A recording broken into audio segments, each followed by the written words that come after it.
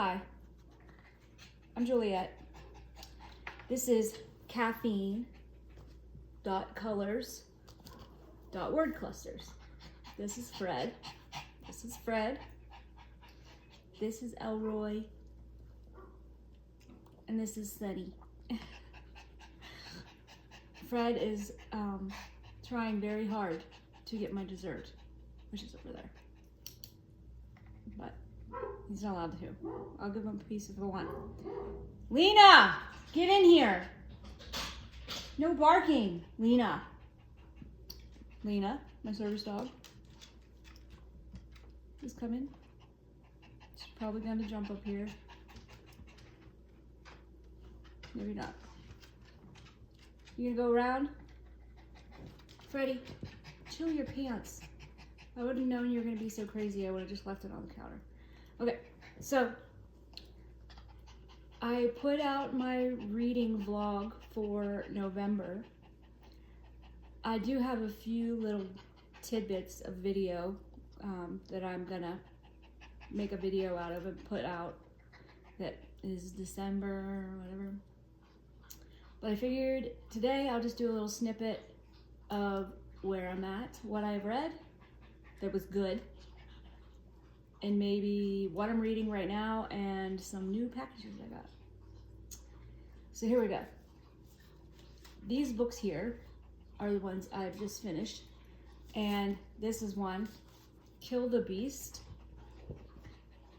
which I don't know how to, I have to figure out how to do a flip-flop of that so you can read it, by Sarah Swift, and Sarah is spelled S-E-R-R-A. This is a really good book. It's probably YA, you know, level reading, but it's good. It's a friendship book. But if it were a romance, it'd be an enemies to lovers book. It's about, you know, enemies becoming friends, basically. And it's good. It's a fantasy. It's about a girl that her brother died, was killed by a beast. So she spends her life tracking the beast. And then she joins another beast hunter guy along the way. And she's a very solitary person because of her past, I guess. It's only, how many pages is it? It's only like 306 pages, 305 pages. Easy read. Really good. Really good. I absolutely recommend Kill the Beast. I mean, if for people that like fantasy but they're sick and tired of the romantasy, this one's a good choice. This one's a good choice. Then I also read Omen of Ice, which actually I didn't say, which I think I said before, but Kill the Beast, this one came in my Caffeines and Legends. Is that what it was? Yeah, Caffeine and Legends box that I got in December. Totally worth it. That one was totally worth it. This one, Omen of Ice, came in a winter box that I got from, was this one? This one was Owl Crate, I think. Let me check. Really, it says it on the back.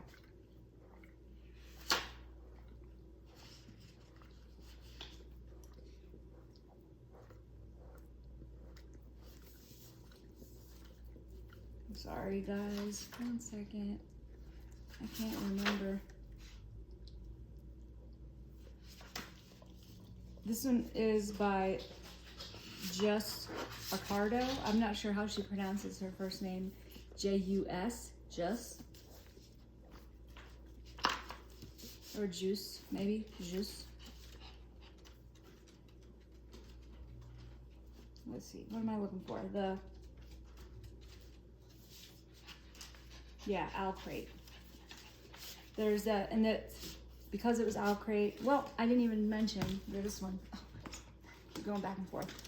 I didn't even mention for this one. This one has a, came with a signature.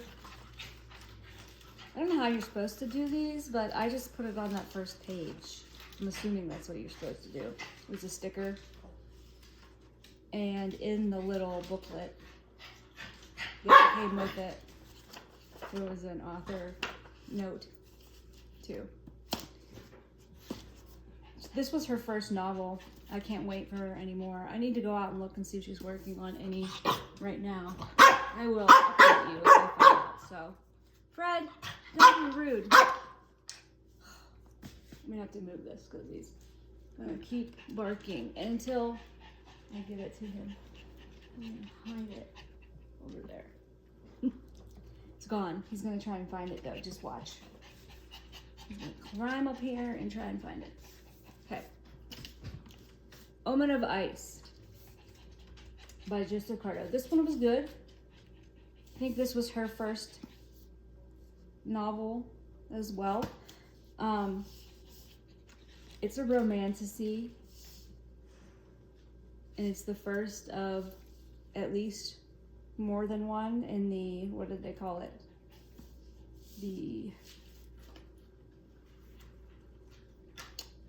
I can't remember. They called it something on Audible and on Kindle, like something, a series.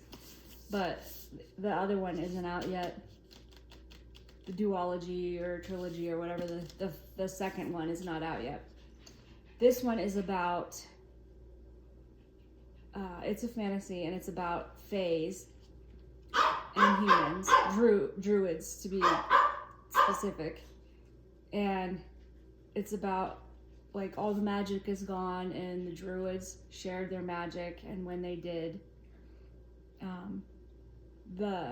it got used up and got lost. Part of it got lost and not recoverable, I guess I should say. So they, it's about how these girls that kind of live in the shadow, in the, I don't know, I guess you would say shadow, in the shadow of an older druid that has passed, and they go and kind of like follow in her footsteps. I guess that's what I'm trying to say, follow in her footsteps. And what they do is they are in charge of going to take care of a fae. Not take care of, like, do their laundry and stuff, but protect them, I guess is more what I'm trying to say. Because fays are going extinct because they don't have as many kids, and they don't have any magic, the fays. They don't have any magic. The druids still have a little bit. So that was good. It was a good book, and it's on a cliffhanger now at the end. Not a cliffhanger, really. Like, the book definitely ended, but now there's a whole nother story that can be done because of where it ended. So that one's good. And it's signed, I told you, and there's a letter from the author in there. It's Owl Crate edition, so that's always in there. And then this one, I read Our Vicious Oaths, which was the November Allurial book. It has painted edges, which are really pretty. The dust jacket's really pretty. The map, end pages. I realized what they're called. They're called end pages. They're really cool. Nice. This is good. This was probably my least favorite of the three. But I think it was the least favorite of the three because I did the immersion. Did I do immersion for all of these? I think I just read Kill the Beast. Maybe. I think I just read it and I didn't listen to it, but I listened to and read along with, for most of it, Omen of Ice and Our Vicious Oaths. I had to get used to the narrators for Our Vicious Oaths. I had to get used to them. I didn't really like their voices at first, and then when I finally got used to their voices, I kind of got tired of their attitude representation of some of the passages in here. Like they kind of made, like the male narrator made the female sound snooty, and no, wait, that's that one. Hold on, wait a minute. This is what happens when you read too many at once. So Omen of Ice, the male narrator made the female character sound snooty and pretentious. And not pretentious, maybe that's the wrong word. What comes to mind for me is Valley Girl. If you're my age, you'll know what that means. Valley Girl. Like Claire on Clueless. Like that's how they made her sound. But she was definitely not that, based on the rest of the book. Like, based on the book itself, she was definitely not that. But the male narrator made her sound that way with his voice, which kind of made me mad, actually.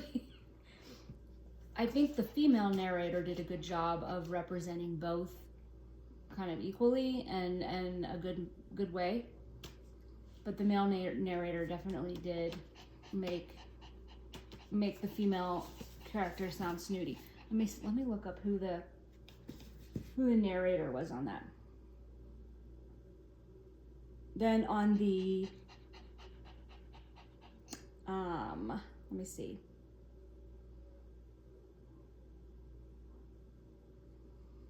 Omen of Ice.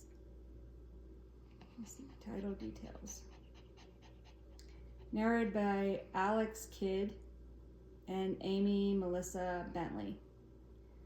So I'm not a huge fan of Alex's narration. Now, Our Vicious Oaths by N.E. Davenport was narrated by Jeanette Illich and Morris Kelswater. Their narration actually was okay. I had them flipped around in my head. The narration of that one was okay.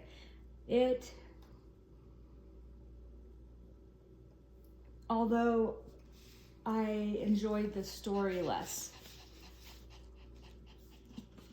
I enjoyed the story less on Our Vicious Oaths than Omen of Ice. Our Vicious Oaths, this story is a warrior princess. You know, she's a leader of a squadron or dragon squadron, something or other.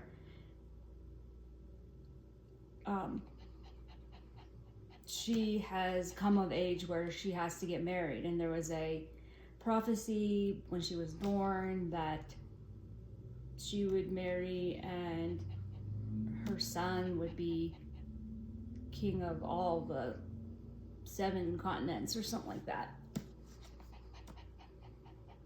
So, and then she was being forced to marry this supreme leader guy that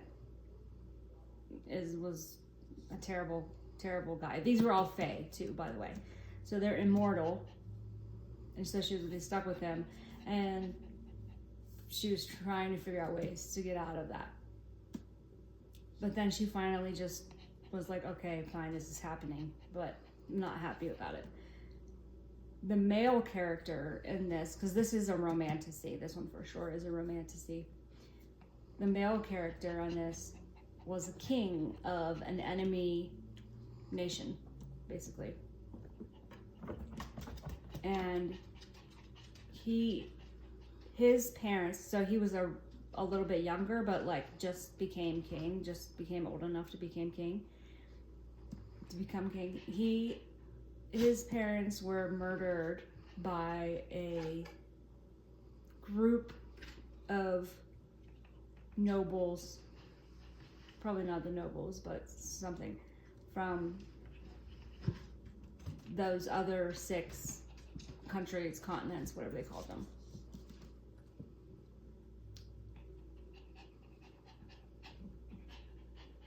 So he wanted revenge.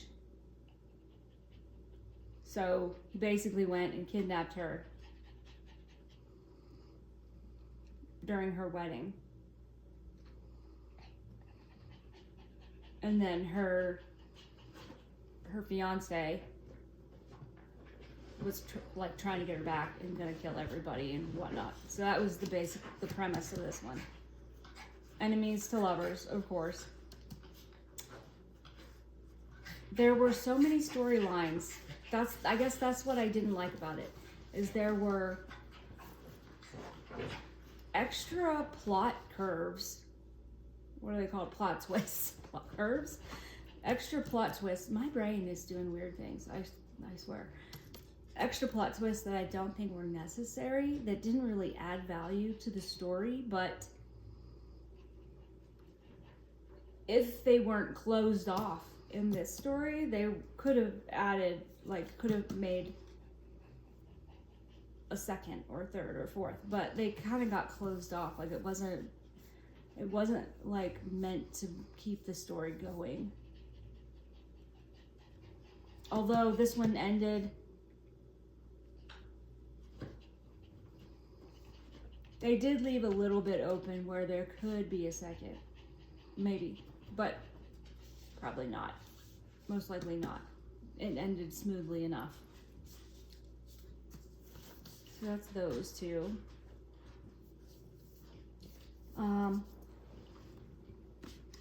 Then, specifically on Audible,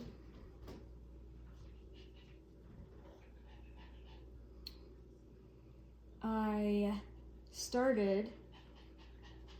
Wait, what else did I finish? I finished Witches Get Stuff Done by Molly Harper.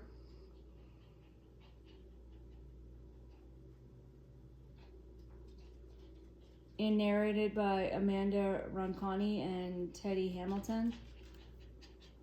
Witches Get Stuff Done. It was really cute. It's obviously a fantasy romance, but it's a cozy romance. It's not crazy or anything. I mean, it's definitely a cozy romance, but with paranormal elements. What it was is she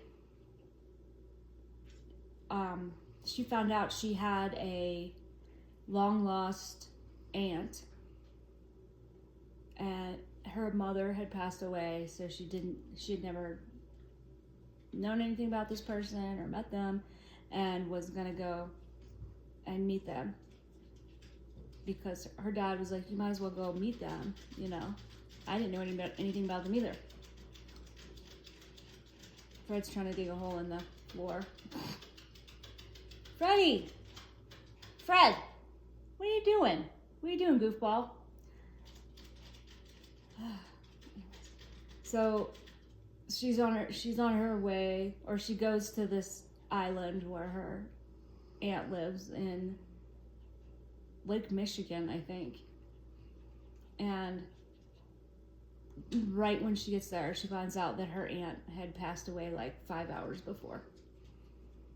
So then she finds out that she inherits this house and stuff. And she's gonna take care of this house that ends up being a magic house.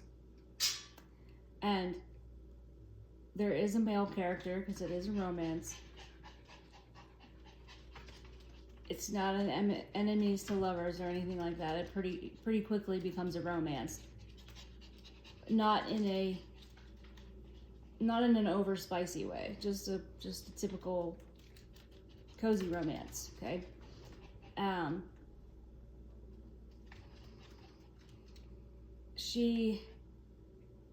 do I say it? He was like a museum curator or library person or something. So he was interested in the antiques in this old house. And that's how they came together. It's cute. But that's the basis of the story. And there's another book. The next one is called Big Witch Energy. It's the second book.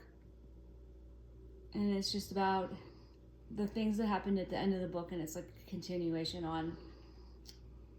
So when I get a little further into it, I will explain that.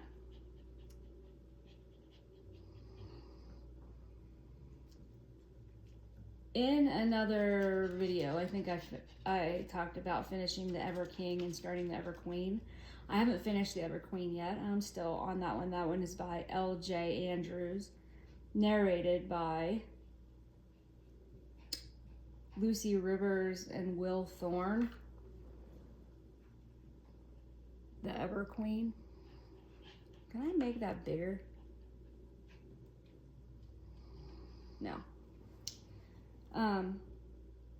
These are okay. They're romance for sure.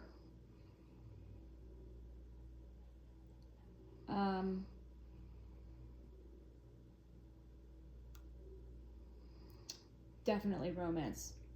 Fantasy romance. Romantasy. Spicy. Definitely spicy. Oh, Our Vicious Oaths is spicy too. This one, it's spicy. Yeah. And by spicy, I mean sexy. Sexy. If you were wondering. The Ever Queen is just a continuation of the story of the Ever King, where she's captured.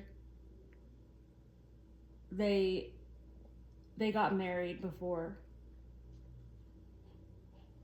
she's captured, and then she's found, but something happens to them, and now they have to recover it and also conquer this person that is trying to claim he's the legitimate heir to the Ever throne.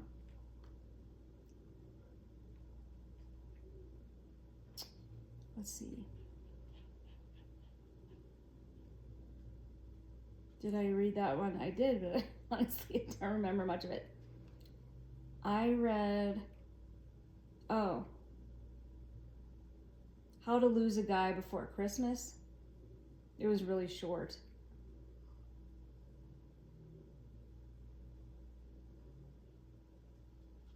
Oh, yes.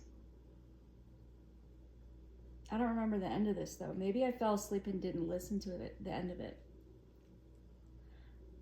How to Lose a Guy Before Christmas. I'm going to have to go back and figure out where I lost it and reread. But it's A.J. Pine is the author, and it's narrated by Andy Arndt and Jason Clark. It's cute. It's from where I'm at so far, it's cute. I also finished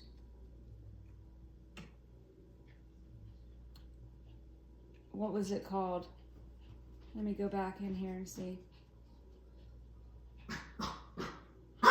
In the Tillingford Hall series, there's 2 books. I read them in the wrong order. I read Christmas at Tillingford Hall because that's what came up. Fred, stop it. No barking. No barking. It's good. It's about this, country manor life in England. They have all these little miniature portraits in this giant manor house, like Downton's Abbey kind of thing. Maybe not that big, but And then they have, and it's in today's time. They have a museum curator person come and are inventorying and checking out all those miniatures to make sure they're preserved properly and all that, and cataloged. And in the process, she found some fakes. But in the Christmas story, the person that, see, it's hard to, because I read it out of order, it's hard. I don't want to give it away. There's two people in the book that are side characters in the first book, which is Summer at Tillingford Hall. These are by Flora Dunn, by the way. This is Christmas at Tillingford Hall. And then Summer at Tillingford Hall. I know that's really hard to see. I'm trying to figure. I'll put something up on the screen. Maybe if I get there. What you doing, Fred? What you doing? He smells them. He can't get them. What are you doing? What are you doing, Stinker? Don't scratch my boots. Don't scratch my boots. You gotta come up around the other way. Here he comes. Here he comes.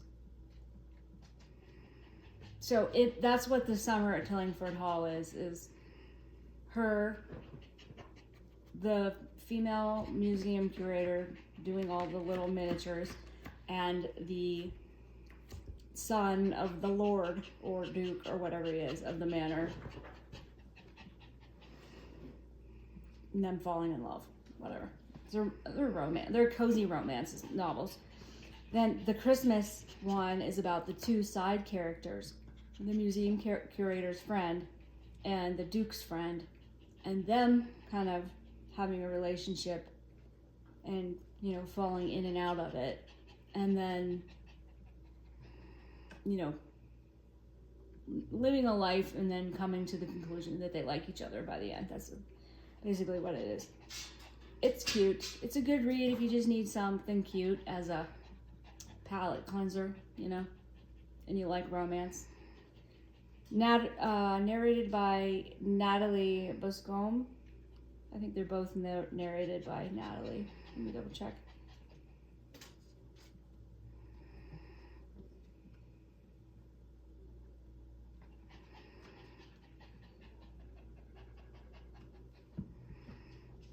Yeah, they're both narrated by Natalie, both by Flora Dunn. Oh, let's see. I think that's all I finished.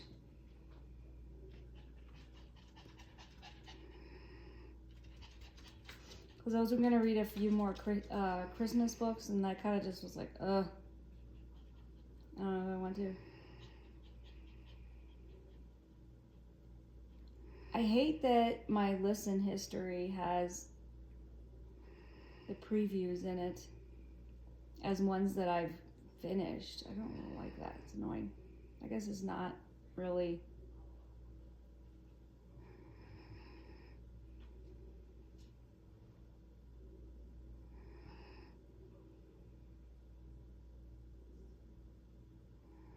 finished. Hold, please. Hello? Hello? Hello? You there? Are you there? Yeah, can you hear me? Yeah. Okay. Alright, I'm just leaving now. Oh, okay. I had